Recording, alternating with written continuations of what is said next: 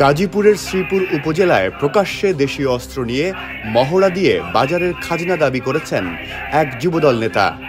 এ ঘটনার ভিডিও ইতোমধ্যে সামাজিক যোগাযোগ মাধ্যমে ছড়িয়ে পড়েছে। বিকেলে মাওনা ইউনিয়নের এমসি বাজারে শ্রীপুর উপজেলা যুবদলের সাবেক যুগ্ম আহ্বায়ক এবং বর্তমান সদস্য জাহাঙ্গীর আলম পিন্টুর নেতৃত্বে এ মিছিল হয়। মাথায় ও মুখে লাল গামছা পেঁচিয়ে যুবদল নেতার নেতৃত্বে শতাধিক যুবক হাতে রামদা নিয়ে প্রকাশ্যে মহড়ায় জনমনে আতঙ্ক ছড়িয়ে পড়ে।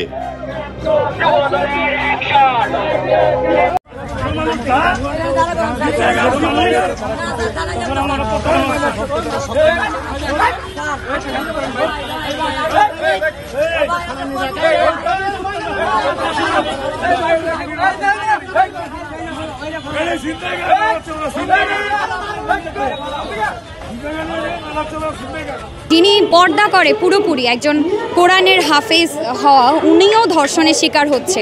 বিচার নাই, কোনো ল অ্যান্ড অর্ডারের কোনো অস্তিত্ব নাই আমাদের দেশে। আমাদেরকে নারী হিসেবে ট্রিট না করে সিটিজেন হিসেবে যতদিন তারা ট্রিট করবে ততদিন আসলে এই অবস্থার উন্নতি হবে।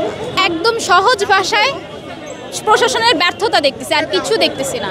আপনি যদি এখন বলেন যে বাংলাদেশ অনেক প্রোগ্রেসিভ কান্ট্রি হইতেছে, বাংলাদেশের মেয়েদের ড্রেস আপ চেঞ্জ হইতেছে, সেই কারণে ধর্ষণের পরিমাণ বেড়ে যাচ্ছে, কই ভাই 4 বছরের বাচ্চার কি ধরনের পোশাকের আমি ড্রেস কোড তৈরি করে দিব? বলবে যে ড্রেসের সমস্যা। একটা বোরখা পরা মেয়ে, তার কি ধরনের সমস্যা ছিল যে কারণে সে ধর্ষণের শিকার হইতে হইল? যৌনপল্লীতে যৌনকর্মীরা কাজ করে, তাদেরকে বের করে নিপীড়নের শিকার করতে হইতেছে। তাইলে আপনি বলেন যে আসলে আমরা কি ধরনের প্রোটেকশন নিলে ধর্ষণ বন্ধ হবে? কোনো ধরনের যদি বলতে পারেন যে হ্যাঁ আমরা এটা করলে, নারীরা এটা করেন, তাইলে ধর্ষণ বন্ধ হবে, তাইলে বুঝি। কিন্তু এটা আসলে পসিবল না। এটা সহজ ভাষায় প্রশাসনের ব্যর্থতা। প্রশাসন আগেও আমাদেরকে কোনো নিরাপত্তা দিতে পারে নাই, নতুন প্রশাসন এসে সেই নিরাপত্তা তারা নিশ্চিত করতে পারে। আসসালামু আলাইকুম।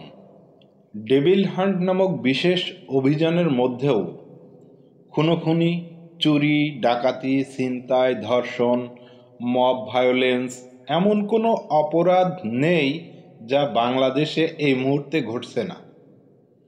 যেমন মহাসড়কে বাসের ভিতরে অস্ত্র ঠেকিয়ে ধর্ষণ, মধ্যরাতে ব্যবসায়ীকে গুলি করে সোনা গহনা ছিনতাই, দিনে দুপুরে রাজধানী ঢাকাতেও চলন্ত বাসে অস্ত্র ঠেকিয়ে লুটতরাজ। এসব অপরাধের নানা ভিডিও সামাজিক যোগাযোগ মাধ্যমে ছড়িয়ে পড়ায় নিরাপত্তা নিয়ে জনমনে দেখা দিচ্ছে ভীতি। অভিযানের মধ্যেও অপরাধীরা যখন এমন বেপরোয়া, তখন আইন শৃঙ্খলা রক্ষাকারী বাহিনী ও স্বরাষ্ট্র উপদেষ্টার ভূমিকা নিয়ে উঠেছে নানামুখী প্রশ্ন।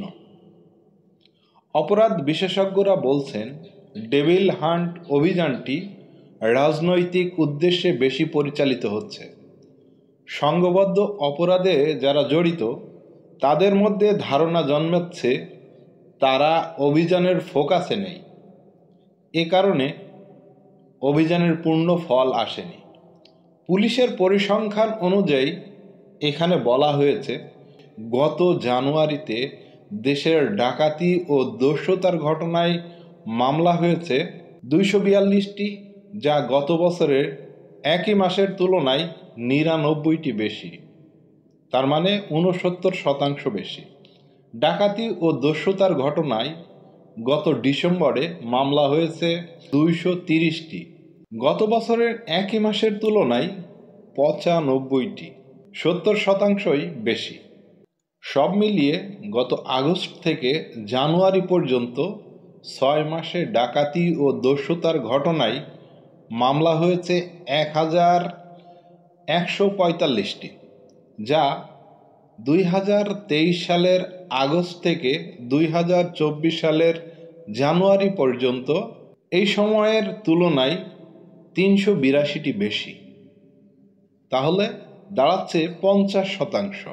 দেশের আইনশৃঙ্খলা পরিস্থিতি নিয়ন্ত্রণে গতকাল সোমবার সন্ধ্যা থেকে ঢাকার যৌথ বাহিনীর অভিযান শুরু হয়েছে। এ ব্যাপারে গতকাল আইনশৃঙ্খলা সংক্রান্ত কোর কমিটির সভা শেষে সাংবাদিকদেরকে স্বরাষ্ট্র উপদেষ্টা লেফটেন্যান্ট জেনারেল অবসরপ্রাপ্ত মোহাম্মদ জাহাঙ্গীর আলম চৌধুরী বলেন, আইনশৃঙ্খলা পরিস্থিতির উন্নয়নে সোমবার সন্ধ্যার পর থেকে অপারেশন আরও জোরদার করা হচ্ছে। আইনশৃঙ্খলা পরিস্থিতি উন্নয়নে সংশ্লিষ্ট বাহিনীগুলোকে নির্দেশ দেওয়া হয়েছে সন্ধ্যার পর থেকে অপারেশন আরও জোরদার করা হবে। অপরাধপ্রবণ এলাকাগুলোতে আরও টহল বাড়ানো হবে, চেকপোস্ট বসিয়ে তল্লাশি করা হবে। জাতীয় নাগরিক ও বৈষম্য বিরোধী ছাত্র আন্দোলনের নেতৃত্বাধীন নতুন রাজনৈতিক দলের আত্মপ্রকাশ ঘটবে মানিক মিয়া এভিনিউতে। তখন আহ্বায়ক কমিটির বিস্তারিত তথ্য ও সদস্যের নাম ঘোষণা করা হবে। জাতীয় নাগরিক কমিটির মুখ্য সংগঠক সার্জিস আলম সংবাদ সম্মেলনে বলেন, জুলাই অভ্যুত্থানের মধ্যে শুরু হওয়া আন্দোলন চালিয়ে যাওয়া আমাদের দায়িত্ব। স্বপ্নের বাংলাদেশ গড়তে আমরা নতুন রাজনৈতিক দল গঠনের উদ্যোগ নিয়েছি। গণ অভ্যুত্থানে ক্ষমতাচ্যুত আওয়ামী লীগ সরকারের আমলে 2009 থেকে 2023 সালের মধ্যে প্রায় 16 বিলিয়ন মার্কিন ডলার পাচার হয়েছে।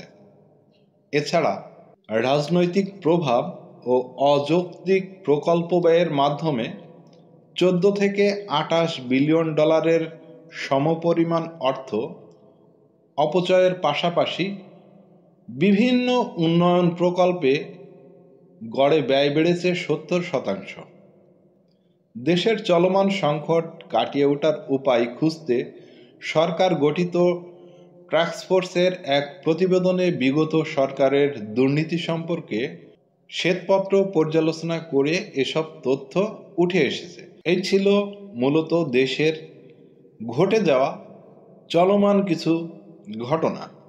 ভিডিওটি শেষ করলাম। ভিডিওটি ভালো লাগলে শেয়ার করবেন, আর নতুন হলে চ্যানেলটি সাবস্ক্রাইব করতে ভুলবেন না।